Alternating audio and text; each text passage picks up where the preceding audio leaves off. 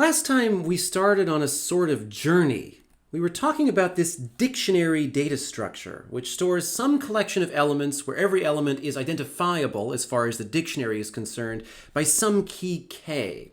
And specifically, we were talking about cases where the key is some arbitrary comparable object. So we don't care what it is, as long as there is some comparison operation provided that allows us to use the key to organize the collection. And of course, it's useful to use this framework because that means if we implement the dictionary using it, we can use any type we want as our key as long as we can provide externally the comparison operation. There's no need to assume that keys are all of some specific type. And we observe that the dictionary data structure is pretty important in the grand scheme of things. It goes beyond something we talk about while studying algorithms. It's something we use all the time while we're programming. And dictionaries are found in all sorts of standard libraries for that reason. And dictionaries that use this comparable framework are as well. Although, to be honest, when I hear the word dictionary, my mind goes immediately to Python. And it actually turns out that although the Python dictionary type, which is a fundamental part of Python, is designed to allow you to use pretty much anything you want as a key, with some reasonable restrictions on things like keys have to be an immutable object. It actually turns out that the Python dictionary doesn't require that keys be comparable. It does something else to allow anything to be used as a key, something we haven't seen yet, but we will talk about that in lecture 20. But dictionary types that use the comparable framework are available in all other languages, and actually also in Python if you go looking for it, just not the default built-in dictionary. We also saw last time that this is a data structure with 3 core operations, which are all pretty important, but that probably in a typical use case, find is the most important. Because we can think of cases where we might do a small number of insertions, like 1,000 or 1,000,000 insertions, and then do trillions of find operations. And similarly, we may not do very many remove operations. There could be plenty of cases where we do lots of insert and remove operations, but in general, it makes sense to prioritize the find operation. We use the dictionary as a way of talking about the venerable binary search tree, which at minimum is a very interesting piece of technology. And it seems like if all goes well, the binary search tree gives us really good performance for all 3 of the core dictionary operations.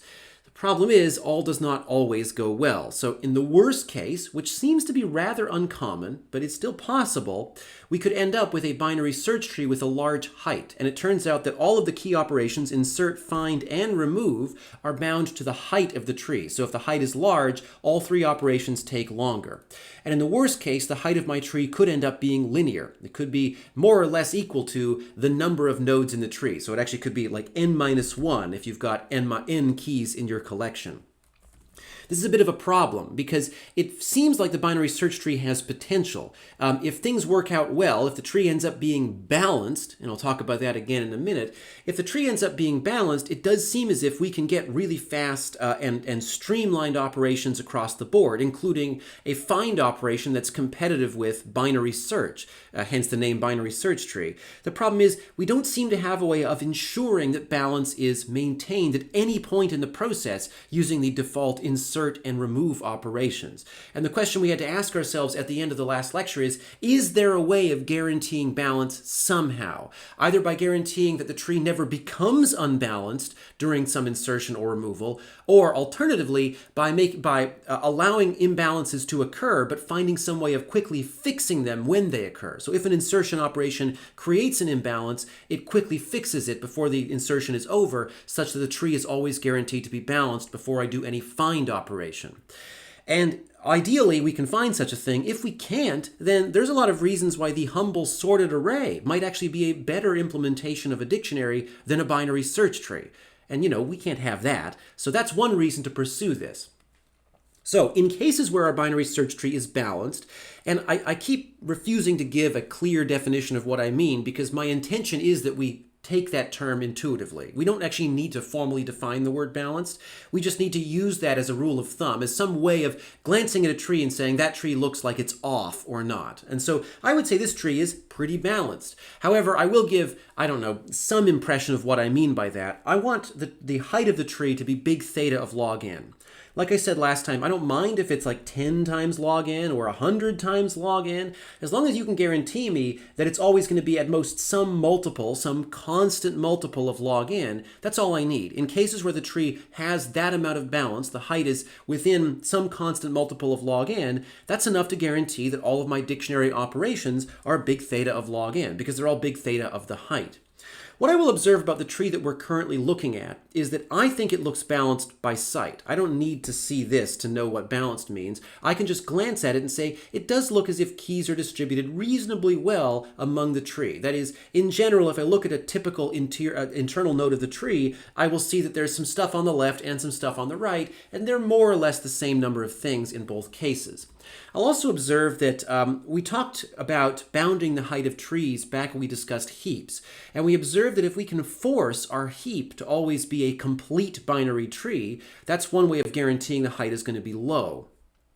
It doesn't seem like we can do such a thing for a binary search tree, so the shape property of a heap is very restrictive. It forces nodes to appear in left to right order along the lowest level of the tree, which doesn't seem to be something we can ensure with the binary search tree, given the constraints on the in-order traversal of binary search trees.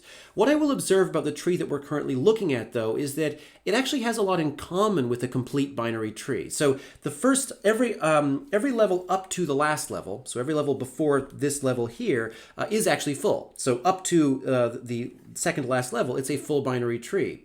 And although we haven't filled in the last level from left to right, overall, we actually have the same number of nodes we would have in a complete binary tree with this number of this size. So I guess that might be a tautology.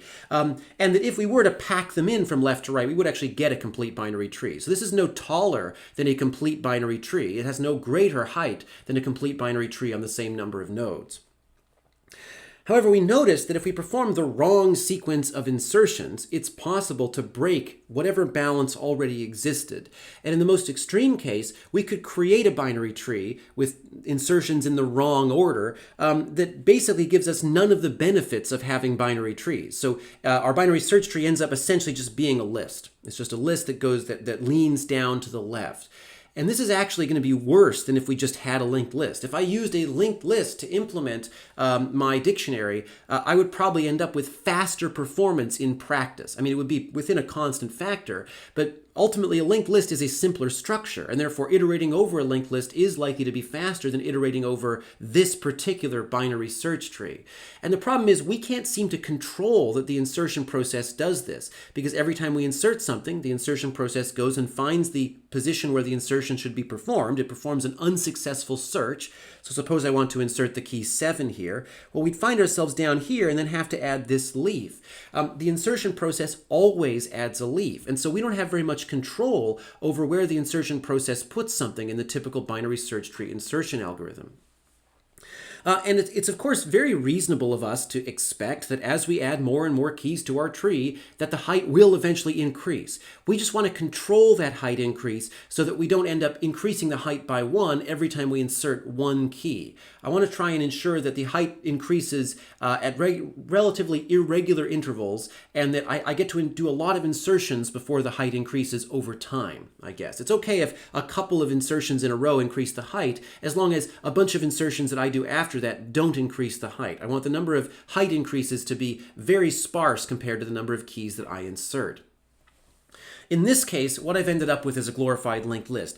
This is a problem, and certainly this is the best illustration of the worst case behavior, but actually, if I'm thinking about balanced trees and the height of the trees and the running time of the key algorithms, the tree doesn't have to look this bad for me to be in trouble. I can come up with lots of other cases where the tree does exhibit certain signs of balance in some places, but ultimately the height still approaches the number of nodes. It's still close to n. It could be like n minus 10 or something, and that's still going to be linear in the number of nodes, and therefore I'm not going to get log n performance.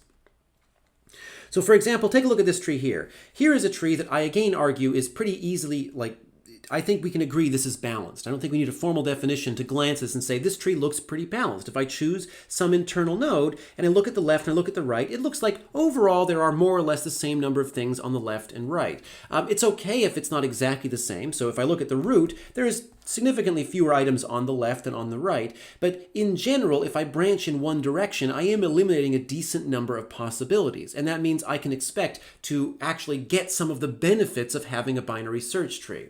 Also observe that while this is not a complete binary tree, the height isn't any larger than a complete binary tree on the same number of nodes. If I were to take all the nodes and pack them in from left to right, I would get a complete binary tree. So consider this sequence of insertions. So my argument here is that it's very easy, given a particular binary search tree, even one that is balanced, to engineer a sequence of insertions that ruins that balance. So if I insert these four things in this order, so I insert the 10, then the 5, then the 4, then the 3, we can see that I can then produce this run that just goes down and to the left. And it's also, I guess, important to observe that I could do that for as long as I want. I could perform 1,000,000 insertions, just inserting values, down to -1 million or something, that makes this run down to the left as long as I want it to be. And although there are parts of the tree that are balanced, over time, if this run ends up having length 1,000,000, well then the height of the tree is going to be more or less n. I mean, it's going to be n minus 20 or something, which means that the height is going to be asymptotically linear. And that means that I can expect my operations to have a worst case running time that is linear. And again, the problem basically comes down to the insert operation being a local modification. We do a global search. That is, if I want to insert the next key, which is 4, I start at the root and I search until I find the insertion point, which is here. But the insertion itself happens in a very local place. And it's impossible for the insertion algorithm to know at this point in the process whether or not it's creating some imbalance. Another thing to observe is that although I guess we can agree that eventually, once I finish my sequence of insertions, if I were to do 1,000 or 1,000,000 more of them, I could end up with a tree that we can all agree is unbalanced. It's sort of up for debate exactly when the imbalance started. So we started with a balanced tree. This is a balanced tree, okay? And then we add one thing. Is this tree unbalanced? Well, I don't know. It depends. Maybe it isn't. Maybe it leans a little bit, but that's okay. Is this tree unbalanced? Also sort of hard to tell. It's actually very difficult to know at any particular moment in time when the tree is past the point of no repair, I guess. And that's also a problem. Now, of course, with an algorithm, we could always write a definition. We could say, well, whenever the height of the tree is greater than 2 times log n or something like that. We could, of course, solve a problem like that. But remember that the notion of balance is actually sort of hard to assess. It's clear when a tree is balanced and when it's unbalanced, but exactly when it hits that threshold may not be obvious. And even if we make a definition, it's sort of hard to enforce exactly where it passes that point. All right, so scaling back a little bit, let's observe that this tree here is definitely balanced. This is a full binary tree. A full binary tree has a height which is big theta of log n. In fact, the height is just equal to log n. There's no need for like 10 times log n or some multiple of log n there. So if I'm lucky enough to have a full binary tree, then all binary search tree operations will definitely be big theta of log n. Now, of course, if I perform a bunch of operations that modifies the tree, for all I know, I could go and create some imbalance, but I'm not saying that's going to happen. I'm saying if I'm looking at this particular tree, all operations are log n. Wouldn't it be nice if I could work with binary search trees such that they are always full trees? I mean, if I could, wouldn't it be true that every operation would always be log n? Well, yes, but that's a bit too much to expect. I want to play with this idea a bit, but certainly I can't expect if I have a binary tree with 1 key per node. Those are odd restrictions to emphasize. If I have a binary tree with 1 key per node, well then I can't expect it in general to always be a full binary tree if I want a binary search tree, because a binary search tree may have any number of keys, and the number of nodes I'm allowed to have in a full binary tree is limited because full binary trees have a very specific structure. So for example, a full binary tree of height 0 has 1 node. So that would be up to here. A full binary tree of height 1 always has 3 nodes. It can't have 2. A full binary tree of height 2 always has 7 nodes, so up to here. I can't have 6 nodes or 5 nodes. This is obviously a constraint that I would chafe at if I was implementing a binary search tree using a binary tree with 1 key per node, because I have no way of going from having 3 nodes to having 7, because that would require 4 insertions. And the first insertion, I'd have to have a tree with only 4 keys in it, which I'm not allowed to have if it's a full binary tree. My question, though, is can I design a search tree that is always a full tree? where each level of the tree contains the maximum number of nodes. Now, this question, depending on how strictly we interpret the word full tree, the answer could be a flat no. But I want to play with it, and I want to try and find some compromise that allows us to get the benefits of it without necessarily meeting the full criteria for full tree. And I'll come back to this to explain what I mean after I've tried this out. So of course, no matter what search tree I come up with, notice that I'm no longer saying binary here. No matter what search tree I come up with, I should expect its height will, grow and shrink over time, because as I add new nodes, I should expect the tree gets bigger and bigger. All I want to do is find some way of controlling that height increase and maybe making it less of a local thing. That is, it seems to me, the more I think about this, the more I want to blame the fact that when I add a new node, it's always a leaf down in one corner of my tree, and that means that if this subtree keeps growing, the tree will be unbalanced globally. If I could, for example, guarantee that every time the height of the tree increases, it increases everywhere, that is, every node moves down a level instead of simply having a new node inserted at the bottom, that might be enough to ensure the tree stays balanced, because whatever I'm doing to increase the height is applying to every node, not just one node. So let's try this. Find a way to insert the key 17 into the full tree above. Notice how it doesn't say binary anymore, such that when I'm done, the tree is still full. That is, basically what I'm saying is don't add any new nodes. It says don't add any new leaves, so of course I can't do this. But to be clear, I can also not try anything clever like maybe stick a new internal node between the 6 and the 19, because that just makes the 19 into a new leaf. That's not going to work either. So really what I'm saying is don't add any new nodes. Find a way to insert the key into this tree with no new nodes. Okay, so that's sort of weird. Well, okay, if I do the normal binary search tree insertion process, we do an unsuccessful search for 17, that brings us to this node. We want to add the 17 as a leaf, but we can't. So what do? Well, I can't add any new nodes, and I certainly can't delete existing keys. I mean, I can't just kick out the 19 and stick the 17 in its place. So what am I left with? The problem, I've said, solve the problem without creating any new nodes. So I guess my only option is to add the new key and make it share with an existing one. So I guess it's supposed to be added in the vicinity of this node. How about this? Until we can find 17 a new place to live, let's have it share with 19. Let's jam both of those keys into one node. That's weird, but okay, let's just see how far we can run with this idea. So since I can't add a new node, let's just jam 17 into the same node as 19. Now, this starts us down a road that we have to be a little bit careful with. So actually, on the surface of things, having two keys share a node isn't really a problem. Because if I think about it, suppose I do a normal binary search tree search operation at this point. This is a weird looking tree, but it is still a binary tree. Notice how every node has at most 2 children. I may want to change that in a minute, but for now that still holds. Suppose I do a search for, I don't know, the number 10. Okay, well, I start at the root and I go left because 10 is less than 60. 10 is greater than 6. Okay, so that leads me here. Okay, well, this is a leaf, so it has no subtrees, and I say, well, is 10 equal to this key? No. Is 10 equal to this key? No. Okay, so I guess 10 is not in the tree. If I do a search for the key 19, I go left from the root and right from 6, and I find it. I look at both keys in this node and I find it. It seems as if all of my binary search tree operations still sort of work here. Although there is a question of how many keys can I reasonably expect to share one node before maybe I get myself into some trouble as far as the running time of my algorithms. So storing multiple keys in the same leaf is possible. Now, I don't know what would happen if we worked with an internal node there. We're going to have to investigate that shortly. But certainly storing multiple keys in the same leaf doesn't really change anything. The height of the tree hasn't changed, so if I were to do a search operation, it would definitely still be log n. But I do have to be careful, because if I begin cramming in lots and lots of keys into the same node, eventually it's going to take a lot of time to look through all of the keys. If I go searching for, let's say, the number 10, and I get to this node here, well, I have to look at all the keys in the node to check whether any of them is equal to what I'm searching for. And if there are lots of keys in the node, that could get me into trouble.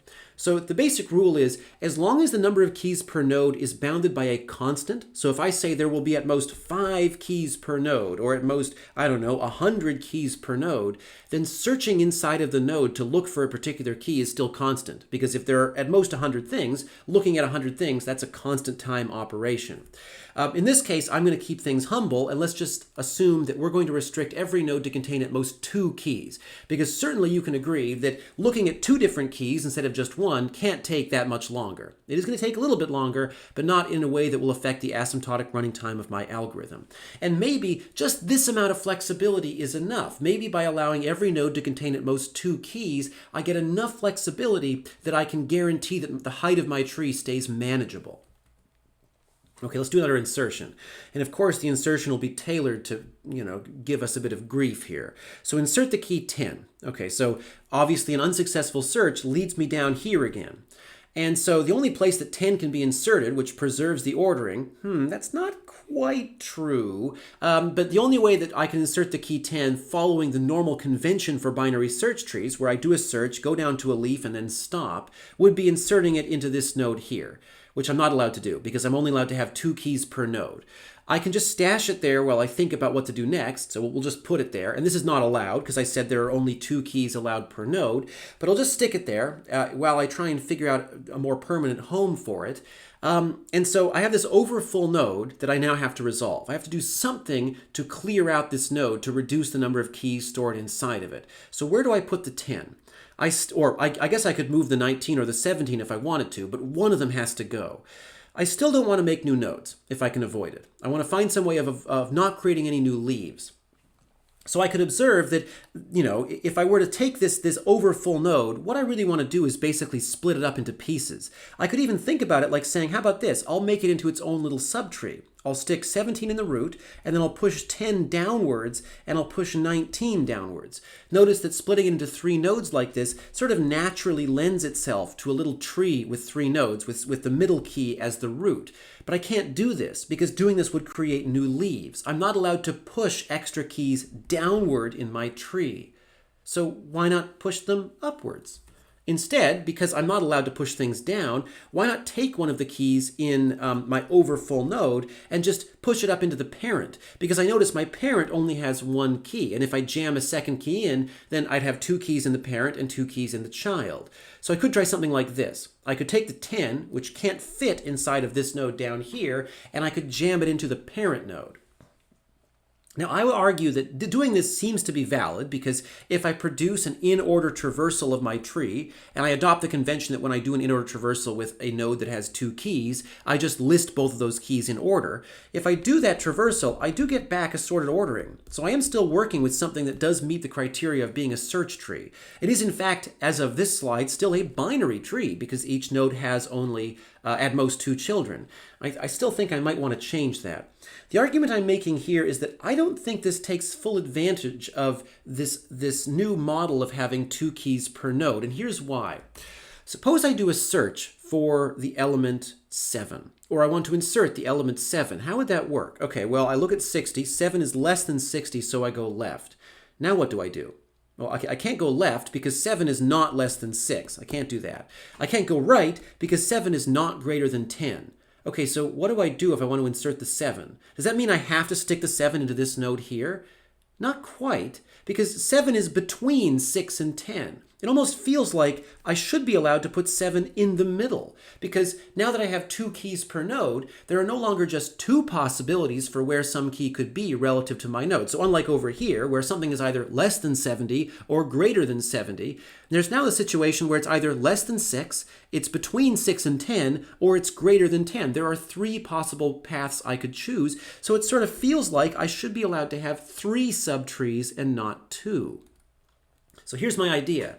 If I have a node with 2 keys, let's allow it to have 3 children. And from now on, I'm going to adopt the convention that when I have a node with 2 keys, I always put the smaller of the 2 keys on the left. Now in your code, you could do that too if you wanted to. It isn't that difficult to do because there are only 2 keys. So there's only 2 possible orderings, but I will always do that. So from now on in all of my diagrams, in any node with 2 keys, the node with the smaller of the 2 keys appears on the left. So I'm going to allow nodes with 2 keys to have 3 children. Now by doing this, I'm certainly throwing away any ambitions of having a binary tree when I'm done, because in a binary tree, this is absolutely not allowed. So if I do this, I now have to think about what does each subtree contain? Well, it makes sense that the left subtree contains stuff that is less than K1, which of course, because K1 is smaller than K2, this subtree L now contains everything that is less than either of my two keys. The subtree in the middle, which I'll just call M later, contains stuff that is between K1 and K2. And finally, the subtree on the right, which we'll call R, contains stuff that is greater than K2, so greater than both of the keys in this node here. And so now I think back to this overfull node I had a minute ago. So I had this situation where I had too many things in a node and something had to give. I had to do something to split the node up. And I think again about my idea of splitting it into three pieces. Because I guess before I had a node with two keys. And I know that over time, nodes with two keys are all going to be too full, and I'll want to somehow split them back up and end up with nodes with only one key. It seems beneficial to me to have nodes that only contain one key because there's lots of extra room, lots of flexibility to insert new things.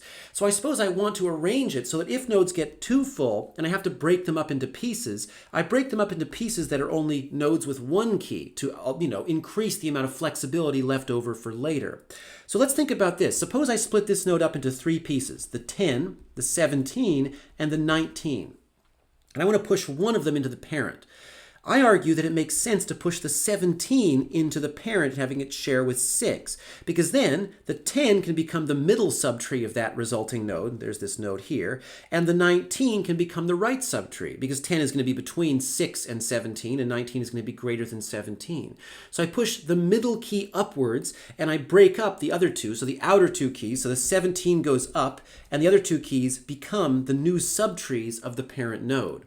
And so I end up with this. Not only is this a great way of breaking up that overfull node, because notice that down on the last level I now have a bunch of nodes that contain only one key, which means it's going to be easy to cram in new values should the need arise. But this also gives me an easy way of leveraging the ability of a node with two keys to have three children, because now we can see that the 10 became the middle subtree and the 19 became the right subtree. And this style of search tree is called a 2-3 tree, and formally it's actually a type of ternary tree. So a binary tree is a tree in which every node has at most two children, and a ternary tree is a type of tree where every node has at most three children. It is an example of a type of rooted tree, because of course the notion of a node's children only applies inside of a rooted tree. Now, why is it called a 2-3 tree? And the answer is one slide after I thought it was. So before I talk about that, there is this exercise that is just, I don't know, like a good introductory example of writing a proof about a ternary tree. This is the ternary tree version of an identity that we've seen for binary trees over and over again. So if I want to know the number of nodes in a full binary tree, it would be the sum of powers of 2. So we've already written a proof of that, so why not try writing the equivalent proof for a full ternary tree? Now the tree we just saw, our 2-3 tree, was not a full ternary tree. It was a ternary tree, certainly, but not a full ternary tree because there are some nodes that only have two children. Now, what was I saying a minute ago? So why is it called a 2-3 tree? Well, the answer is because we tend to call the nodes that only have one key and two children, or up to two children, 2 nodes, whereas nodes that have 2 keys and may have 3 children are called 3 nodes.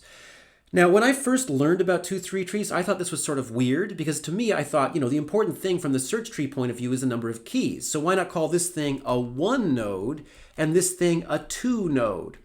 And now looking back, I actually sort of like this notation. And the reason is because the term 2 node and the term 3 node are relating to the shape of the tree, the structure of the tree, not the number of keys in the node, but the number of children of the node. And from a tree point of view, that is the more important thing, the shape of the tree versus just what's going on inside of a node. So in this lecture and in the next one, a 2 node would be a node that contains 1 key and has 2 children. And I'll talk in a minute about there are some restrictions on how many children a node can have. But a node with 1 key will always be called a 2 node because it has the capability to have 2 subtrees.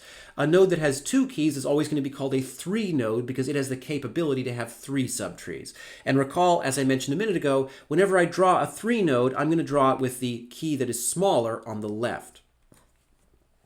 Now the next question is, how do we adapt our traversal logic to this 2-3 tree, which now contains a mixture of 2 nodes and 3 nodes. Well, for a 2 node, it's pretty easy. I do the same thing I would do in a binary search tree. If I want to do an in-order traversal, I recursively traverse the thing on the left, that's this, then I visit my key, then I recursively traverse the subtree on the right. Okay, fair enough. If I want to perform an in-order traversal of a 3 node, I recursively traverse the thing on the left, L, then I visit K1, then I recursively traverse the subtree in the middle, M, and then I visit K2, and then I recursively traverse the subtree on the right. I think that's a very natural generalization, so I don't think it surprises anybody that that's the way we do an in-order traversal of a 2-3 tree. Similarly, if I want to search a 2-3 tree, I do basically the same thing I do in a binary search tree, except of course, if I find myself working with a 3 node, I have options to go either left if the key I'm looking for is less than K1, to go down the middle if the key is between K1 and K2, or to go to the right if the key is greater than K2. But in any event, my search procedure is still a downward path from the root, which means, and I'm not going to even bother justifying this because I feel like it follows from the logic we already established last time, which means that the running time is going to be big theta of h. So as long as I can control the height of my tree, and there are reasons to be optimistic that I might be able to do that with these new 2-3 trees, as long as I can control the height of my tree, I can guarantee that my search procedure and my find and insert and remove are going to be fast. Now, there are other constraints we have to impose. So recall that one of the most powerful aspects of heaps, as far as ensuring that the algorithms on heaps were fast, so to control the height of the heap, was the shape constraint. The heap constraint, or the heap property, only guaranteed that the heap had a certain structure that we could leverage, not that the heap had a certain height. We needed to add some extra constraint to ensure that the heap's height was kept at some bounded level, at some reasonable amount close to log n. And we have to do the same thing for a 2-3 tree. We're going to discover, though, that we can define operations on our 2-3 tree that result in those constraints being satisfied. Okay, so here are the constraints of a 2-3 tree. The first constraint is the search tree constraint. So a 2-3 tree is a search tree, and just like a binary search tree, during an in-order traversal, all of the keys of my 2-3 tree must be visited in sorted order, in ascending order. And you can see if I were to generate the in-order traversal of this tree here, I do actually get that. 1, 6, 10, 17, 19, 60, 65, 70, and 72. So that's my in-order traversal. That's the search tree constraint, and we shouldn't be too surprised that that constraint applies. The next constraint is the leaf depth constraint, which is a bit of a weird one, and you'll notice this is a global constraint. So, like the shape property of a heap, this is something that pretty much means I can no longer do local operations at the leaf level. So I can't add a new node over here because it would result in a violation of the leaf depth constraint, because it could affect the depth. I mean, the leaf depth constraint applies to all the leaves, even leaves that are very far away from the place where I'm making the modification. So the leaf depth constraint is that all leaves in my 2-3 tree must have the same depth. What ends up being very clever about this is this actually helps provide us with the assurance that the height of the tree is going to be bounded. Because if all leaves have to have the same depth, what that's telling us is that I can't increase the height by adding leaves down at the bottom. The only way that the height of the tree ends up being able to increase is it actually increases at the top. And by increasing the height up at the top, everything in the tree gets moved down by one step. And that means that the height of the tree is, although the height of the tree increases, the overall balance of the tree is maintained and doesn't need to be restored. There's no imbalance created by that operation. And then finally, there's the degree constraint, and this is a sort of density constraint. So although what we have isn't formally a full tree, so I mentioned earlier, guaranteeing that we have a full tree is going to be rather difficult.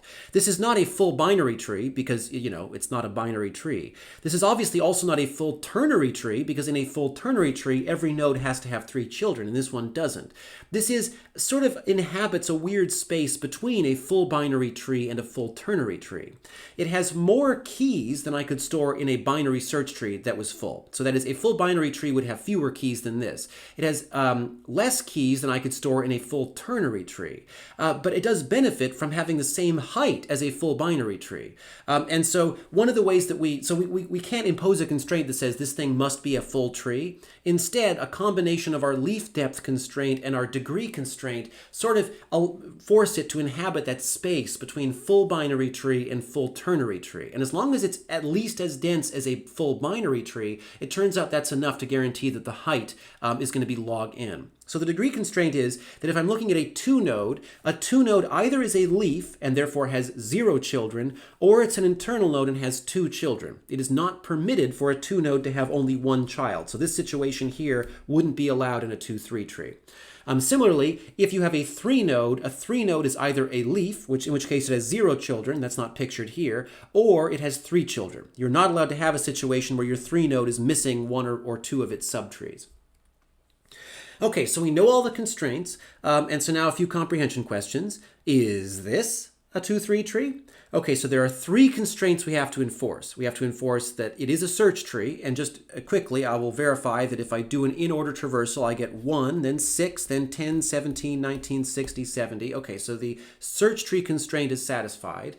Now I look at the leaf depth constraint, and immediately I run into trouble. This leaf here is at the wrong depth, or maybe these leaves are at the wrong depth, but I have leaves that are at different depths, which means this is not a 2-3 tree. For some reason, I blame this one, the one that's higher up in the tree. So no, so the slides do as well. So the leaf containing 70 is not at the same depth as the other leaves, and that means we do not have a 2-3 tree here. And we need that leaf depth constraint to hold because that's part of what asserts the density of the tree. Notice that this tree doesn't seem to have the same inherent sense of balance as the other trees we've seen. And the leaf depth constraint is one way of ensuring that balance. By allowing a leaf to be up at a higher level over here, we would be essentially conceding that that an imbalance of this type can exist. And we don't want to make that compromise. All right, so here's a different one. Is this a 2-3 tree?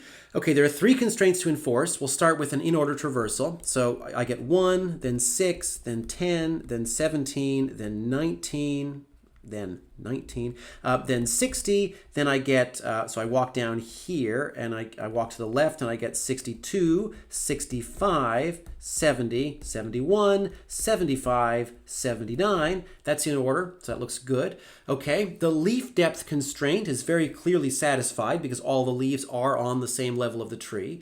The degree constraint, which is that all of my, the leaves are sort of exempt from the degree constraint. All of my internal nodes, if they are 2 nodes, have 2 children. Yep. If they are 3 nodes, they have 3 children. Yes, so it looks like I am looking at a 2-3 tree. Okay, that's a 2-3 tree. Is this a 2-3 tree?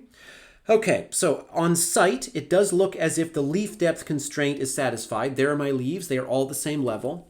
An in-order traversal gives me 1, 6, 10, 17, 19, 60, 62. Something's weird's going on up there. 65, 70, 71, 75, 79. So the search tree constraint is satisfied. However, my eye caught something funny happening up at the root.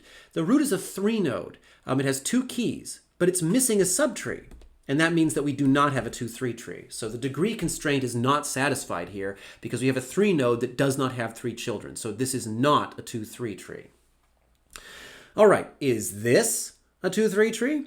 Okay, so we might be able to guess which constraint won't be satisfied if there is one that is violated here, but you got to do it. You got to just go through it. So leaf depth constraint satisfied. All the leaves are at the same level. I don't see any violations of the degree constraint. I have 2 3-nodes that are internal and they have 3 children.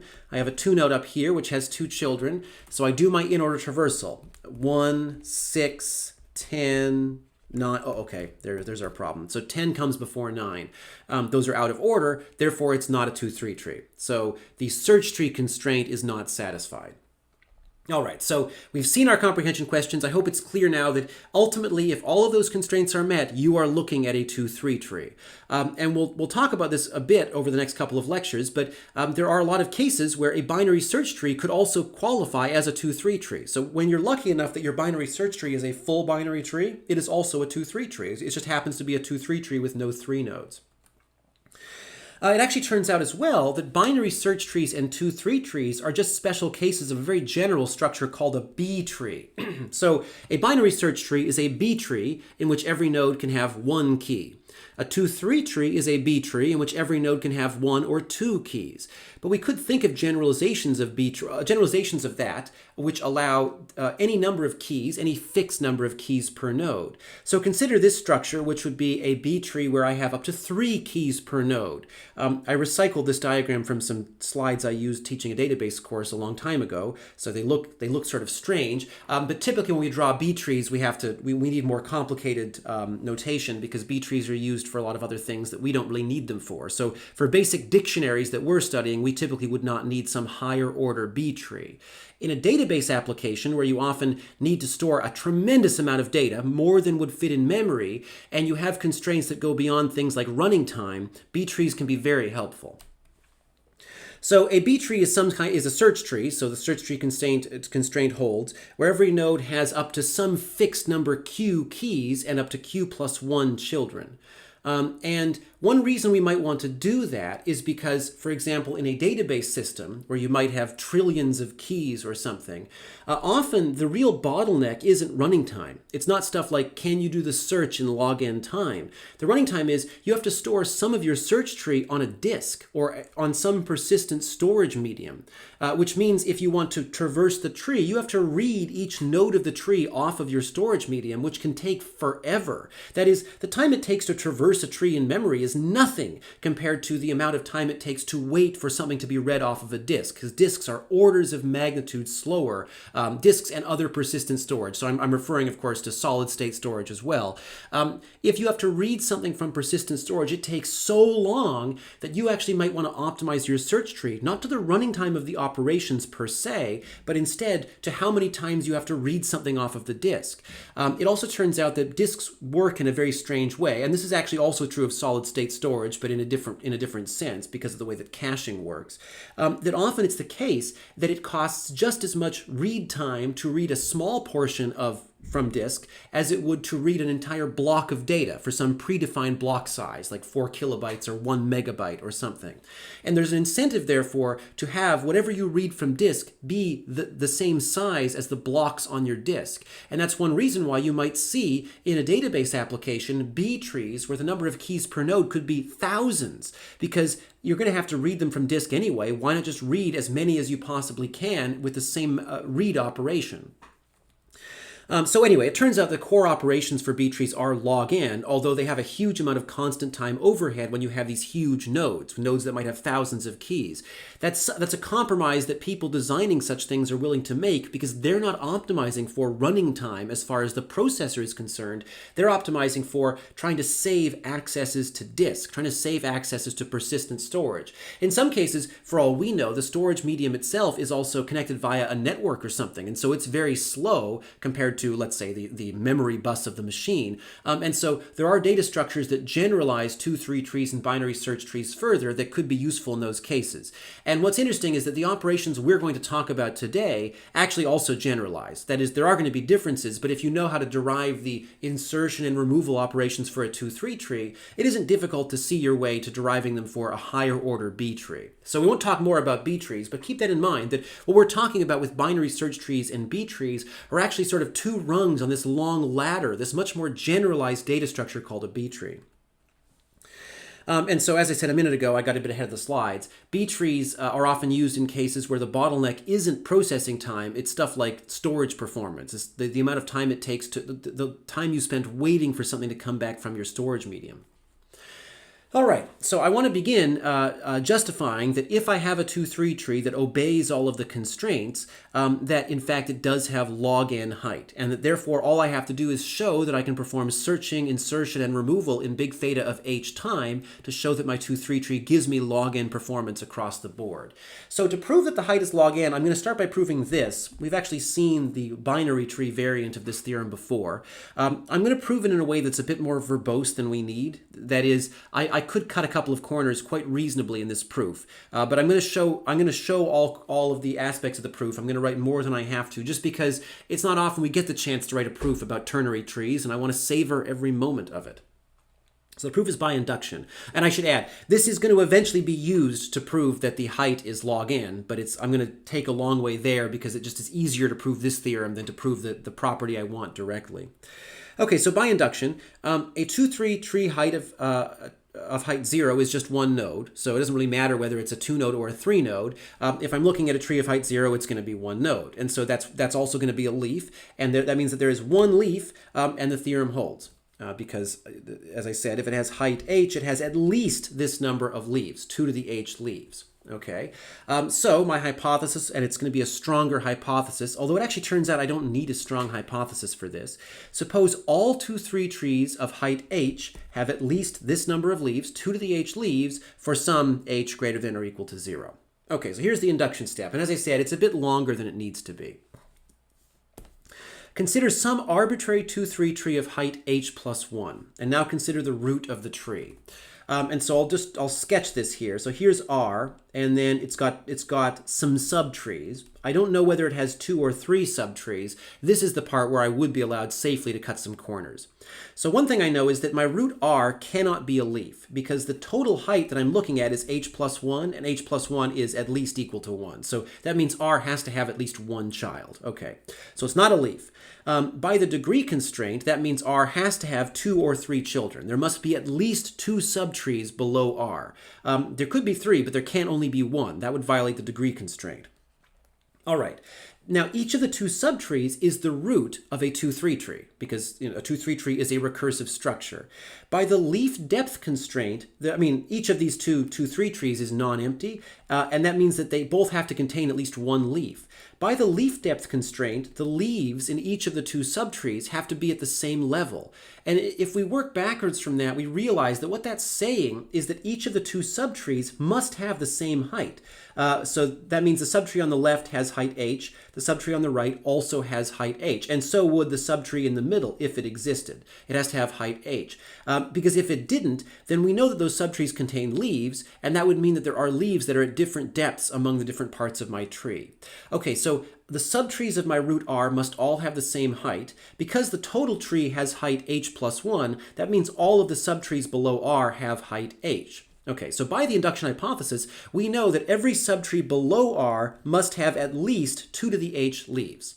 Okay, so we start with that. And I hope that my sketch has been informative, but this is all in the text. So every subtree below the root R of my tree of height h plus 1 must have at least 2 to the h leaves. Okay, so here's a place I could cut some corners. I know that R has at least 2 children. It might have 3, but it has at least 2. The total number of leaves is therefore at least 2 times 2 to the h, because each of the subtrees below R has at least 2 to the h leaves. There are at least 2 such subtrees, so the total number of leaves has to be at least 2 to the h plus 1. That's actually enough. I could actually stop there. I will, however, observe that if R has 3 children, then the total number of leaves is 3 times 2 to the h, which is obviously even larger than 2 to the h plus 1. And the reason I think it's useful to put that in there is because, first, it's nice to take advantage of the fact that we have trees where there could be 3 children, but also it's a good observation that most of the time, because we assume that in general our 2-3 trees probably contain a few 3 nodes, most of the time the number of leaves is actually larger than the number we're going for here. The theorem we're proving is actually a pretty loose bound. We're actually likely to have trees that are much more dense than the ones that we're talking about. Another thing we could do, another way that we could approach this is that we could observe that every 2-3 tree, the way we've defined it, by forcing all leaves to be on the same level and the degree of all internal nodes to be maximized, every 2-3 tree must be at least as dense as a full binary tree. That is, it can have more keys than a full binary tree, but it can't have fewer. But I wanted to do the proof all the way through just because it's useful to have results from scratch and not be relying on trying to recycle previous results. Although recycling previous results is a good idea, it's a good way to learn about a new structure to try and write proofs on it. So the theorem holds. In any event, I was able to show that either way, the number of leaves below R is at least 2 to the h plus 1. So the theorem holds for my arbitrary 2-3 tree of height h plus 1, and therefore, by induction, it holds for all trees of all heights greater than or equal to 0. So what am I going to do with this? Okay, well, the first thing I'm going to do is I'm going to take the theorem I just proved, and I'm going to rework it to state this inequality. So the theorem I just proved had to do with leaves, and I want to talk about the total number of keys, basically. So the total number of keys n is the thing I care about as far as the running time of my operations, because quantifying the running time of my dictionary operations, that should be done in terms of the number of keys in the dictionary, because the dictionary abstract data type doesn't care how I'm implementing it, whether it's a tree or something else. Okay, so I want to state this. If I have n keys in height h, I want to be able to say that 2 to the h is less than or equal to n. So by the previous theorem, if I have any 2-3 tree with height h, then I have to have at least 2 to the h leaves. And if I think about all the keys, well, okay, if there are at least 2 to the h leaves, there have to be at least 2 to the h things in those leaves, because leaves could contain more than one key, but they can't contain less than one key. So each leaf contains at least one key. The total number of keys, therefore, has to be at least 2 to the h. That is, there has to be at least enough keys to go around between all the leaves. Now, there have to be other keys as well. So again, this is actually a pretty loose bound, but therefore we get this. So reasoning about the number of leaves allows us to conclude that 2 to the h is at least equal to n, or is less than or equal to n. So n is at least equal to 2 to the h. Now what I do to get the log n that I'm looking for is just take the logarithm of both sides of this thing. So I get a lowly corollary that gives me the result I was waiting for all along, which is if I have a 2-3 tree with n nodes, it has height at most log base 2 of n. And I can observe that although this says nodes, I could also say keys here, because I know that the number of keys is at least equal to the number of nodes. And this means that if any algorithm over a 2-3 tree that is big theta of h will have big theta of log n running time. And this is a big deal, because now all I have to show is that there is some way of performing insertions and removals in 2-3 trees that is big theta of h. And I will be able to do that. I've already asserted, and I think it's sort of obvious, that searching is big theta of h, although I'll talk about that one last time in a minute. I think the main unknowns are, can I do insertion and removal in big theta h time? So as I said, like in a binary search tree, if I want to search a 2-3 tree, it's a downward path from the root. Sure, I do some more exotic searching operations along the way, but as I look at each node, I perform constant work. So deciding where to travel below this 3 node is still a constant time operation. I just figure out if I'm searching for the value 10, I figure out that it's between 6 and 17, and so I walk into the middle subtree. And because I'm walking strictly downwards in the tree, the running time of my total search procedure is going to be big theta of h. And I now know that as long as the 2-3 constraints the 2-3 tree's constraints are satisfied, that I will get log n running time as long as all of my algorithms are big theta of h. So searching is now taken care of. All I have to show is that both insertion and removal can be done in big theta of h time. There's a lot of flexibility in how to do them, though. So the insertion and removal procedures I describe are not the only way to do it. Unlike in a binary search tree where there is a consensus that there is one insertion procedure and one removal procedure with only a small amount of variance possible, there are tons of different ways to do insertion and removal in 2-3 trees, especially removal. And so when we get to that point, all I can demonstrate is one complete set of cases, but there are other ways you could break the operation into cases and perform it.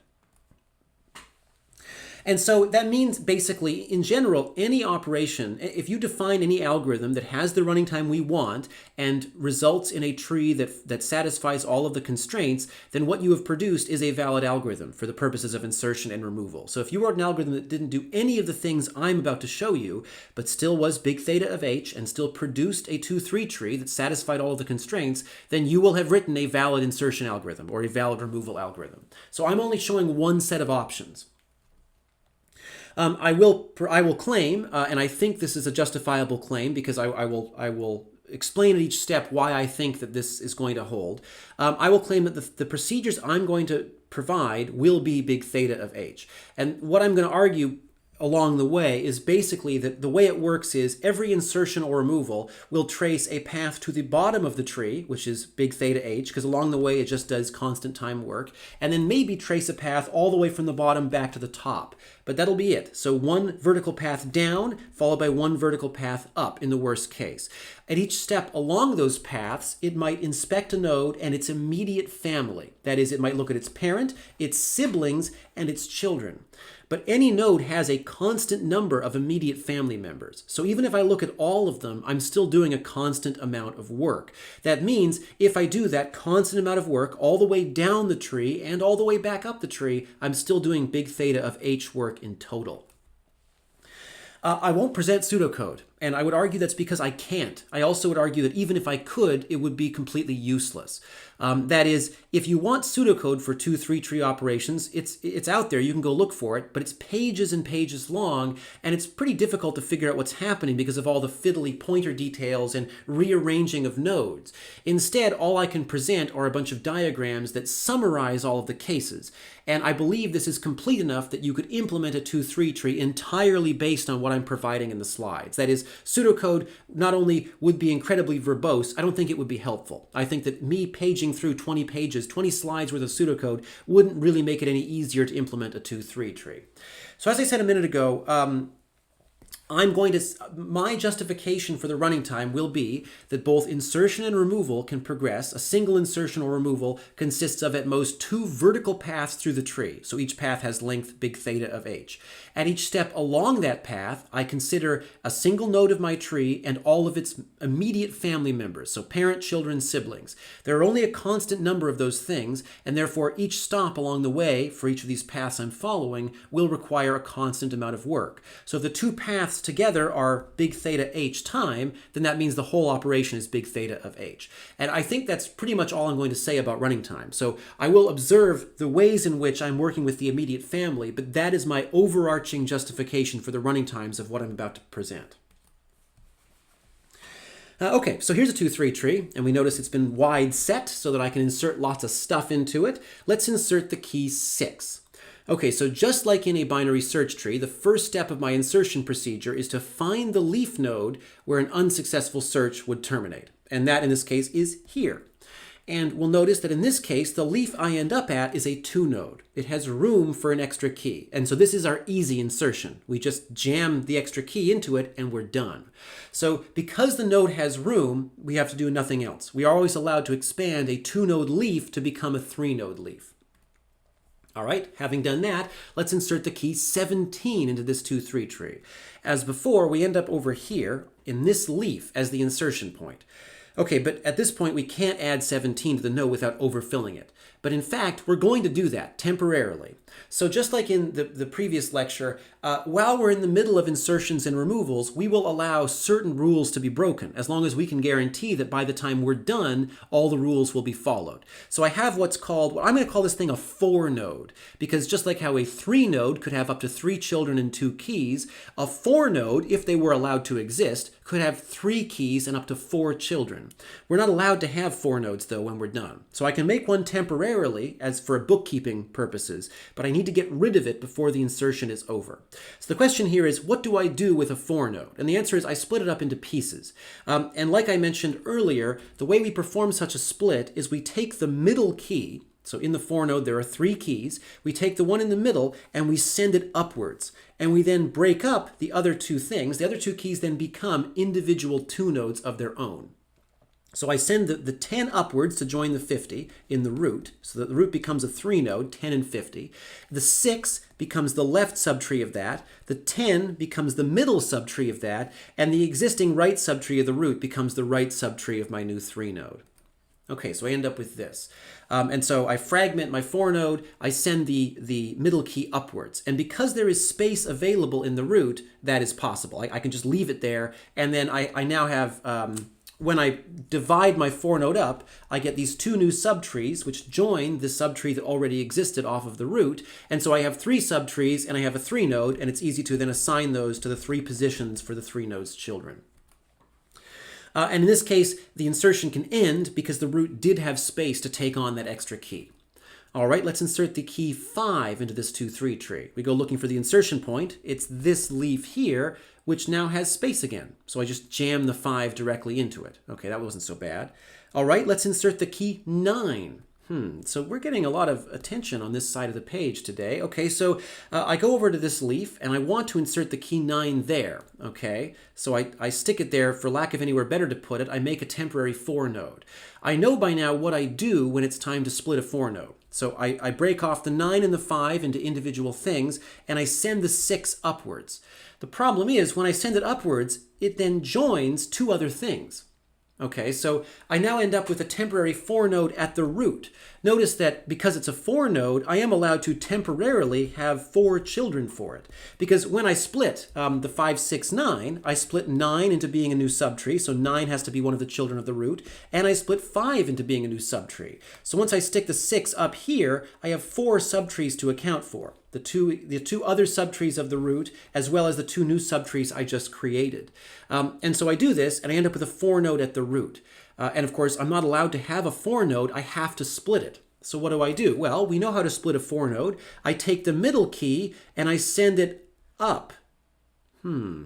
Okay, that's going to be a bit of a problem.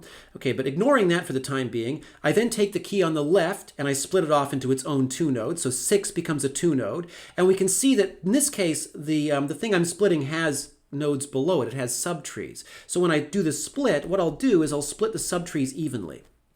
So one key goes upwards, and it's no longer under consideration. The key that gets split off to the left takes with it the 2 left subtrees. So 5 and 9 get attached to the 6. The 2 right subtrees get attached to the key that splits to the right. So I end up with 2 nodes that get split off, and each of them takes with it 2 of the subtrees of my 4 node. Now what do I do with the 10? I have to send it upwards somehow. Well, I guess what I could do is I could say, well, I'm currently in the root. So if I send something upwards from the root, maybe it just becomes a new root of my tree. And so when I'm done the split, the 10 has become the root, the 6 and the 2 leftmost subtrees of the 4 node went off to one side, and the 50 and the 2 rightmost subtrees went off to the other. And we finally see how height increases in a 2-3 tree. Unlike in a binary search tree where the height increases by adding something on the bottom, in a 2-3 tree, the height increases by pushing something out of the top and pushing everything else in the tree downwards. And we notice that by doing it this way, we are guaranteed that everything stays even. That is, all of my leaves were at the same depth to begin with. I pushed all of them down by 1 level, and now they're all at the same depth again. So I don't have to worry about one side of the tree becoming heavier than the other. Even better, once I've done that split, I end up with a tree that is very flexible. It's got lots of empty space. I've got lots of 2 nodes, so I've got lots of room to cram in extra keys, which means hopefully it'll be quite a while before I have to split the root again. So in a 2-3 tree, the only time the height of the tree increases is when I split the root by pushing a key upwards from it. Okay, so I have that, and now I have this tree full of 2 nodes. And then the insertion's done because I've restored all the properties of my 2-3 tree. And so, as I said, unlike a binary search tree where I could increase the height by adding leaves, and that could happen anywhere, and that could happen over and over again in the same subtree, resulting in an imbalance, the only time a 2-3 tree's height increases is when the root gets split. And when that happens, everything in the tree is affected. The height change is global. Everything gets pushed down, and that means that the balance is maintained. So we now have a balanced tree, and then I guess as a more of a review exercise for later, so I'm going to skim through this very quickly.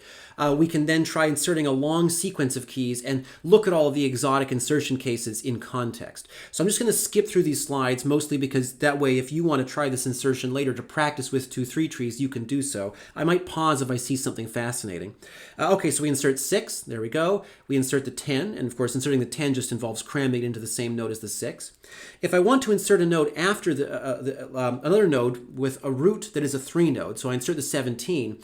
If I want to insert something, I then end up having to cram it into the root because I'm not allowed to create new leaves on my own.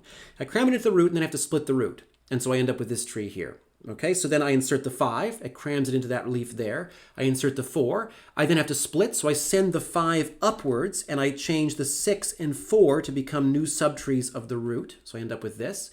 Okay, then I insert the 18, that's fine. I insert the 12, which results in me having to send the 17 upwards and split the 12 and 18 to become new subtrees of the root.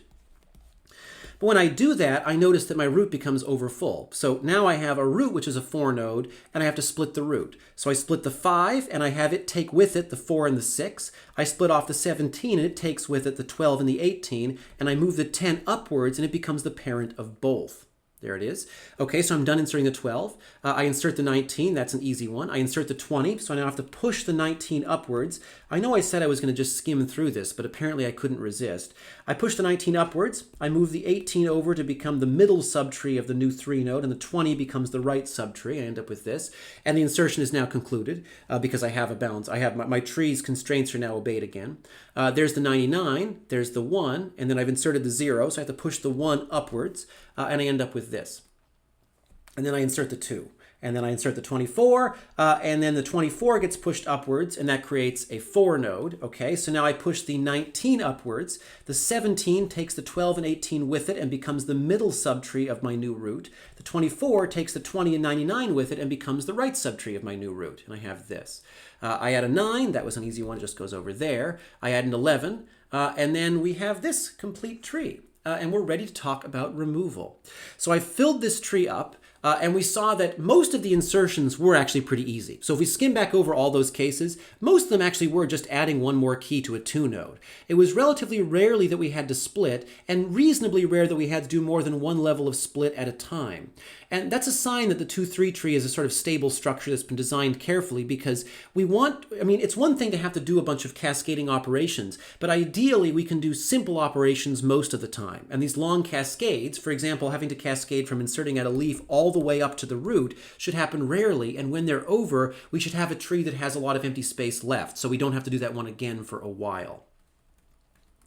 All right, so here we are. We're ready to try some removals. Now, removal has tons of different cases, and I'm going to be able to break it down into 6 different cases in a little while, but I just want to do a bunch of removals and reason about them first. Instead of just reading you a list of rules, I want to see whether we can deduce what to do at each step before we come up with some guide to how to implement it.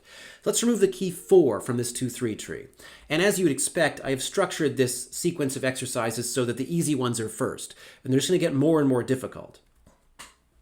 Okay, so step 0 of a removal is go find the thing you're trying to remove. Okay, that's pretty easy. I found it. It's right there, number 4. The next step is delete the key. So as with binary search trees, what we're going to do when we perform a removal is begin by removing the key from the tree and then fix the missing space. So I'll use this marker to indicate an invalid key, a key that does not exist. And of course, once we're done the removal, there cannot be any of these in my tree. I have this here because the node is still a 3 node. And a 3 node must have 2 keys. So I have to put this thing as a placeholder while I figure out what to do with the node. Now in this case, I have a leaf that is a 3 node that no longer needs to have 2 keys. And we saw if I wanted to insert into a 2 node, I just expand it to become a 3 node. This is sort of the inverse of that. I have a 3 node that I've removed a key from. It turns out in this case, all I really have to do is I just have to condense the node back to a 2 node. Okay, so it turns out that we're done at this point. If I have a 3 node leaf, I have no other obligations than to simply delete the key and then condense the leaf back down into a 2 node. Okay, so there is our easy removal case. Let's try and remove 18. Okay, so this is 18. We go find it. It's there. It's a 2 node. So I delete it. I delete the key and I end up with this thing, this degenerate leaf. So it's not a 2 node really. It's sort of hard to tell what it is. It can't really be a 2 node because if it were a 2 node, it would have to have 2 children, or there'd have to at least be a way of going to either side of it. So it isn't really a 2 node at this point. It's just this degenerate leaf. Okay, so I have to get rid of it somehow, but I'm not allowed to just delete it. So in a binary search tree, if I have a leaf that's empty, I just get rid of it. But you can see I can't do that here because if I did that, the degree constraint would be violated in the parent. And so I have to keep this node here and refill it somehow. And I realize that there is sort of an option. So if I look at the immediate family of the node that I'm standing on, so if I just look at 17 and its 2 children, so the node that I just vacated plus its parent and its sibling, I realize that there are enough keys to go around. I have 3 nodes and 3 keys. So what I could do is I could just cycle the keys around a bit. I could say, okay, how about this? 17 goes down here, 12 goes up here, and then 11 stays in a node by itself. So I rearrange them, and then I convert the node that contained 11 to be a 2 node. So notice that what I did there was I shuffled keys around within the immediate family so that the node was refilled. And I was able to do that because I had a 3 node in the family, and the 3 node had extra keys to spare. But that's not always going to be a case. So, next one, remove the key 2 from the 2-3 tree above. And just as we saw when we did our insertions, how this tree slowly bloomed to have lots of keys in it and to have lots of 3 nodes that now have keys to spare, as we keep going through these removals, the tree gets more and more sparse, and all we're left with is this skeleton where removals become harder and harder because it's harder for us to fill in gaps that we create. Let's remove the key 2.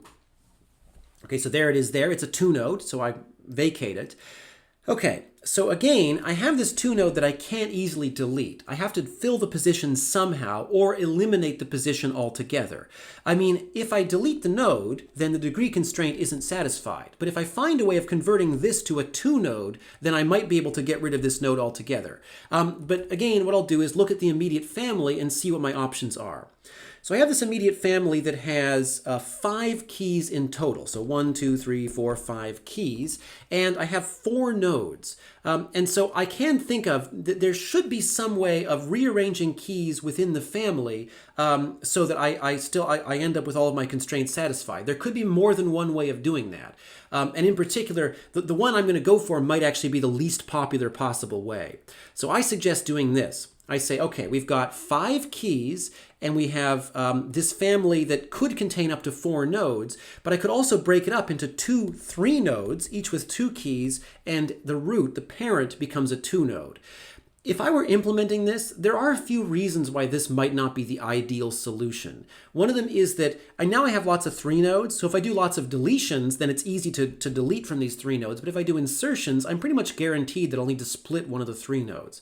Another option that I could try would be sort of cycling keys again to keep the basic structure. So I make this is 6, this becomes 5, and then the 9 ends up being a 2 node by itself. That would also work. I have every right to do that instead. As I said earlier, all I care about is that when I'm done, the constraints are satisfied. The reason that I sort of like this is that this particular version where the parent is a 2 node could also be applied in cases where there are fewer keys available to share. So in the case where I have 5 keys in a family like this, there is a way of keeping the shape of the family intact, so having this be the 5 and that be the 6 and making this a 2 node. But if I only had 4 keys, I wouldn't have that luxury. So if this 9 weren't here, I would have to make the parent a 2 node either way. So because I like to have fewer cases, I prefer to just treat it all as one case. All right, so the tree constraints are now enforced. I don't have to go up any further, which is a relief. So the removal is now complete. And we saw that was an example of a sort of cascading removal because we had to restructure. We had to not just move keys around, but change the shape of the tree at 2 different levels. And actually was able to completely get rid of a position of the tree. All right, let's remove 17. And this is where things are going to begin to get grim. Okay, so there's 17. And I delete it, and I look at the immediate family, and it's not looking good. So here, there is no way that I can distribute among 2 levels of my tree, given the degree constraint requires that if I have 2 levels, I need at least 3 nodes. There is no way to distribute 2 keys across 3 nodes. That isn't going to happen. So what do? Basically what I need to do is to find some way to make this somebody else's problem. That's the best I can hope to achieve. So which constraints should I try to enforce? I can't enforce all of them. That is, I won't be able to enforce the degree constraint. It looks like the degree constraint has to give. I can find a way of enforcing the leaf depth constraint, although it's going to seem weird why I choose to do it this way. Basically, my logic is this. This problem cannot be solved inside of the family. It needs to be solved outside somewhere. I need to rely on getting some keys from the rest of the tree or something. The only thing that could fill this empty space has to come from outside. So my logic is going to be, I'm going to rearrange nodes to move the empty space upwards in the hopes that if I push it upwards in the tree, somebody else can help me with this. So I know it can't be helped down here. This is down buried in some corner of the tree where I can't fix it. So what I will do is find a way of making the empty space higher up in the tree so that maybe I can then draw from the immediate family higher up. And I do it like this. I'm going to merge these 2 keys into a 3 node. And then so I have these 2 keys, I make them a 3 node, and if my goal is to move the empty space up in a tree, okay, wait, what does it mean if an internal node is an empty space? Okay, well, the internal node can't be a 2 node because the empty space can't have 2 children because there's no key in it. So I could do this. I could view the empty space as a sort of one node, a node with 0 keys and 1 child. And then I could merge all of the other members of the family into a 3 node, like this. Now, this is really bizarre, and I've now created another problem I need to solve, because of course, 1 nodes are not allowed in 2-3 trees. Everything must be a 2 node or a 3 node. So you could view a 1 node as a 2 node that's missing a child, which means we're not, the degree constraint is violated. But I sort of prefer to view a 1 node as its own unique type of node, like a 4 node is. It's a node type that I'm allowed to use temporarily for bookkeeping, but it's my responsibility to get rid of it before I'm done my modification. Notice that by doing it this way, I have actually managed to keep the leaf depth constraint intact, because the new thing I created to absorb the rest of the family is at the right depth. It's just that there's this thing in the middle, this hole in the tree that I have to patch. By moving my empty space upwards, by having my 1 node upwards in the tree, hopefully now I can resolve the problem by shuffling keys around inside of its new immediate family. So I recurse upwards, and I look from the point of view of this parent here at what modifications I can make. So around the 1 node, there are 4 keys and a total of 5 subtrees. So that would be this one, this one, this one, this one, and this one. There are 5 subtrees, and they are the children of these 4 keys in some configuration. And we actually saw already, so back, I'm going to scroll way back here, but in the previous case where we were removing the 2, so that would be this situation, we were able to take 4 keys or 5 keys and split them up like this. I'm now going to recycle that case. And this is the reason why I did it this way to begin with, is because I can just apply this case to a lot of different settings. Okay, so I go back over here. I have this situation, and so I now have 4 keys and 5 subtrees. And basically what I do is I make the root a 2 node. And by doing that, by making the root a 2 node, I relieve the pressure on this position because it's only a 2 node now. All I have to do is make room for this subtree over here or over there. If I make the root a 2 node, then one of the keys in the root has to go. So what I could do is I could, let's say, keep the 19 or I could keep the 10, and I just send the other one downward. So if I keep the 19 up here, I push the 10 down, and now I have a 3 node here. And because I now have a 3 node, there is space for an extra subtree, and I could use that to absorb the subtree from the middle, and that's what I end up with. I could just as easily have sent the 19 down this way and kept the 10 up here. It doesn't really make that much of a difference. As I said, there are lots of ways of implementing these operations. I'm only doing one example of them. Okay, so what I did there was I had this empty space in the tree. I pushed it far enough up in the tree that I was able to get help from elsewhere. And I restructured the tree to get rid of it. Basically what I did was by making the root a 2 node, I was able to then incorporate the subtree that needed support into one of the children of the root. Okay, and that was a cascading removal. I now want to take a quick break and talk about removing from an internal node, like we would do in a binary search tree. This is only going to be a brief interlude. So suppose I want to remove 19. Here I am with my larger tree again. I want to remove 19. Okay, so it's in the root. That's easy to find. Now the question is, what do I do? So like, how do I get rid of it? It's not really as easy as just putting an X here, because how I fill that gap is now is much more difficult to conceptualize if there are things below it. If there are children, then I can't just turn this thing into a 2 node because there are 3 children. If it was a 3 node, there must be 3 children. So instead, I do the same thing that I would do in a binary search tree. So I cross off the 19, and then instead of trying to rearrange things around this empty space, I guess my first priority is fill the empty space and maybe move the empty space elsewhere in the tree to a place where it's easier to handle. So here what I'll do is, like in a binary search tree, I'll just pull in a key that would slot into this position. I could either do the maximum thing in the middle subtree or the minimum thing in the right subtree. And so what I'll do is I'll take the maximum thing in the middle subtree. So I find the key that would precede my missing key, the empty space, in an in-order traversal. And of course, I could just as easily take the thing that would come after it. I mean, that's fine too, but I've chosen to take the 17. So I copy the 17 up into the root. And now, of course, I have 2 17s in my tree, and I have to fix that problem. So I recursively delete 17 from here. Notice I was talking earlier about how my insertion and removal cases both correspond to 2 vertical walks in my tree. Usually, in our previous removals, the first vertical walk was a find operation that ended at a leaf. Whereas here, when I went to find the key to remove, the 19, I just stopped at the root. I never finished my downward vertical walk. And so what I'll do when I do a recursive removal of 17 from the middle subtree, that's going to be part of my downwards walk still.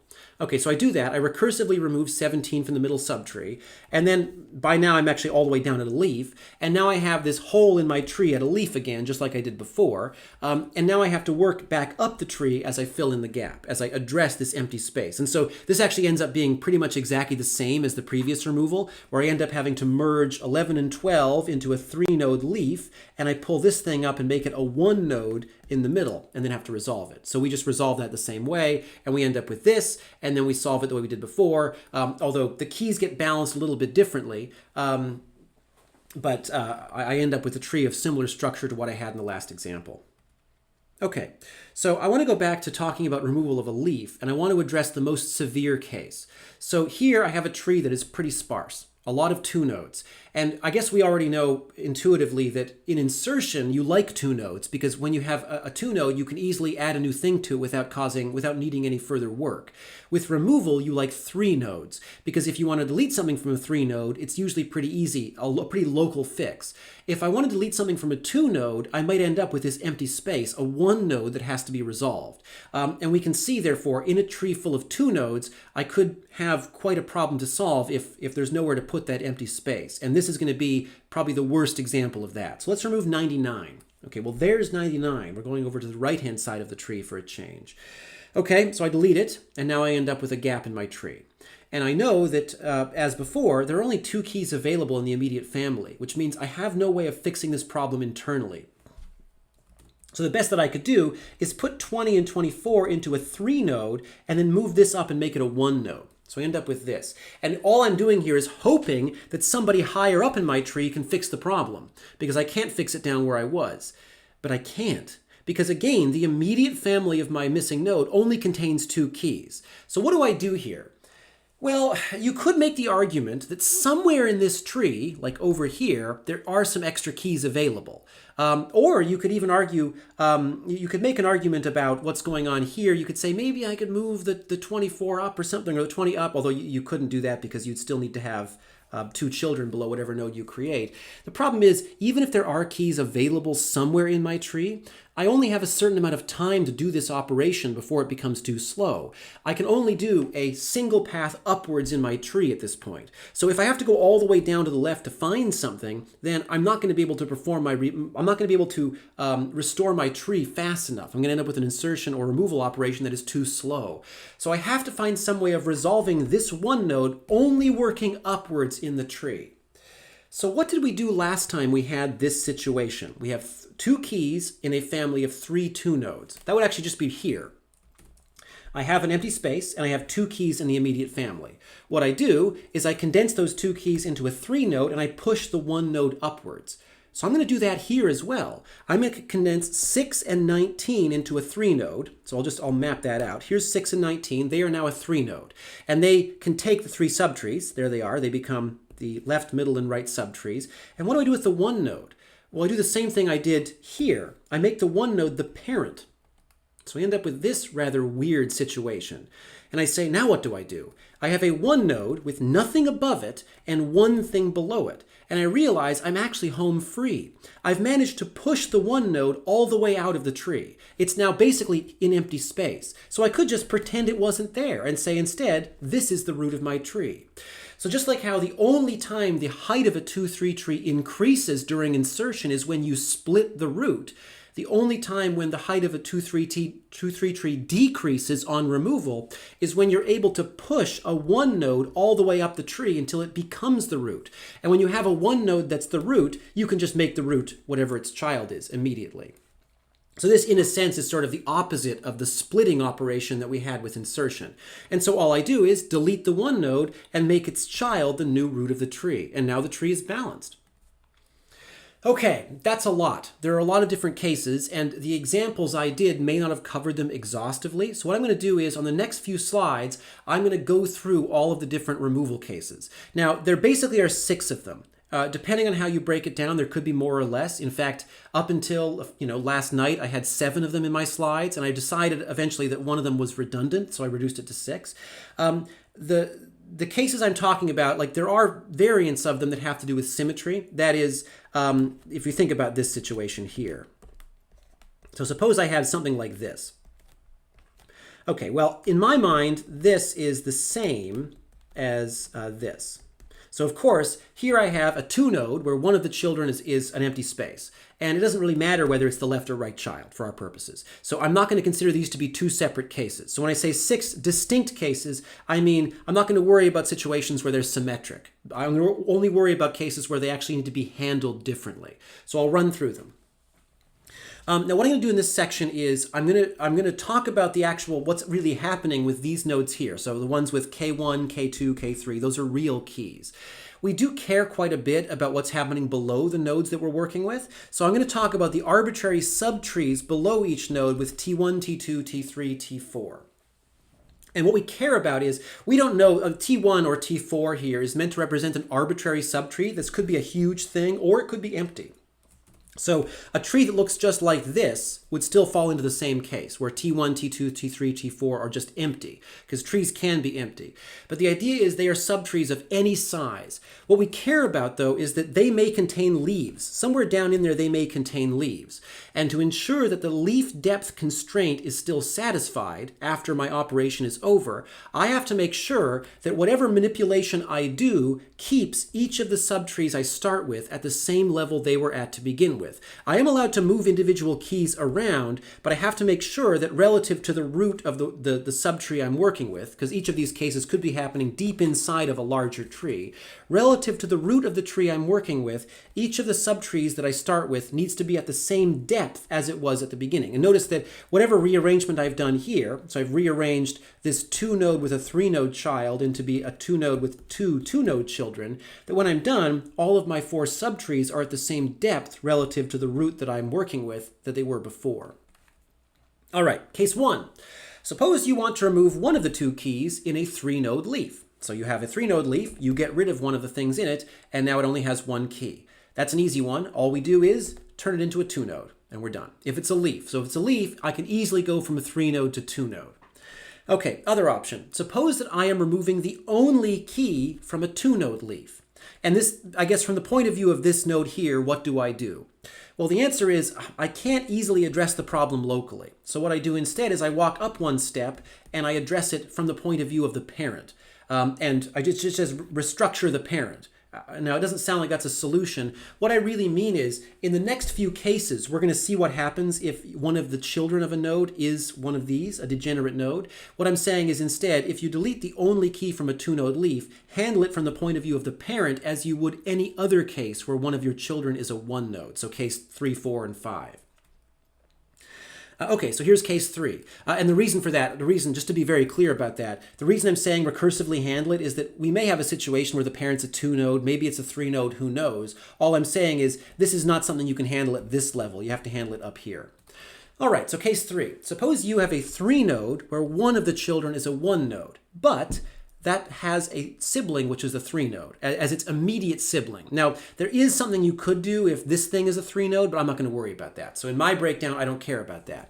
In the case where you have a 3-node with a 1-node that's a child, and the 1-node has an immediate sibling that's a 3-node, it doesn't matter whether the 1-node is the left child or the middle child or the right child, just that one of its immediate siblings is a 3-node, then what you can do is you can move 1 key from the 3-node sibling up into the root. So that would be K2 goes to the root, K1 gets pushed back down to make this a full 2-node again, and then you just steal one of the subtrees from the sibling. And as a result, you end up with the sibling being a 2-node, the vacant node becoming a 2-node, and the subtrees, the 4 subtrees they had to begin with, just get distributed evenly. Notice that when I'm done, T1 through T4 are at the same depth they were when I started, and T5 over here hasn't been touched. It's also at the same depth as I started. So that's case 3. All right, case 4 is, suppose you are in a 3-node and you have a child that's a 1-node, and the immediate sibling, so none of the immediate siblings of the 1-node are 3-nodes. Now, again, there is a way you could handle the case where this thing is a 3-node, but I don't care. So, I mean, this still handles this case for my purposes, and so I'm going to do it this way.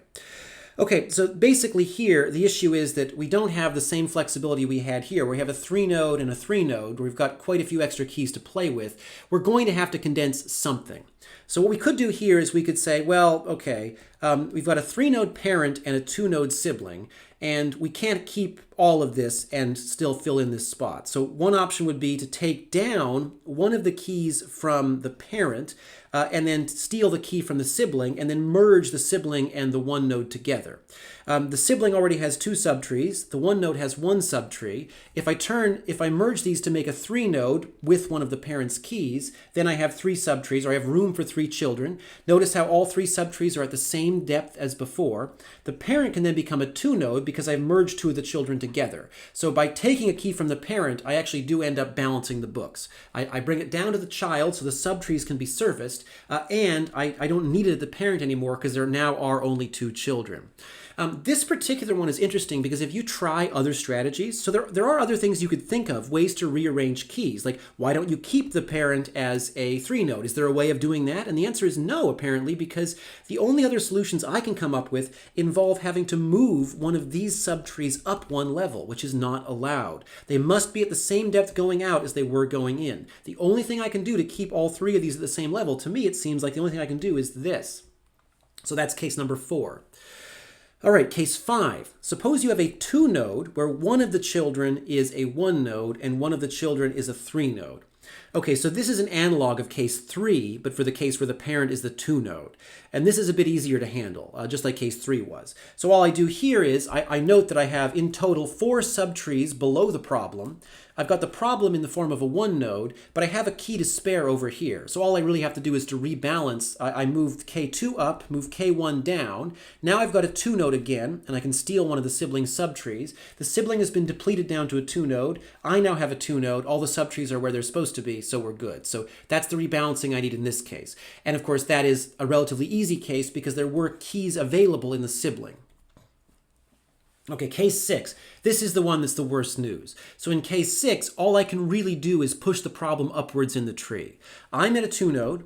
I have a child that's a 1-node and another child that is a 2-node. So there are no keys to spare. Within the family, there's no way to fix this problem. The best I can hope to do is relocate the problem so that somebody at a higher level can handle it for me. And so what I do then is I merge K1 and K2 into a 3-node, and I use that to steal the subtree from the 1-node. I end up with this, and then I push the 1-node to become the parent of my new 3-node. And of course, as a 1-node, it's allowed to have 1 child, which it now does. And then I just hope that somebody upstairs can handle this problem. So I recursively restructure the parent.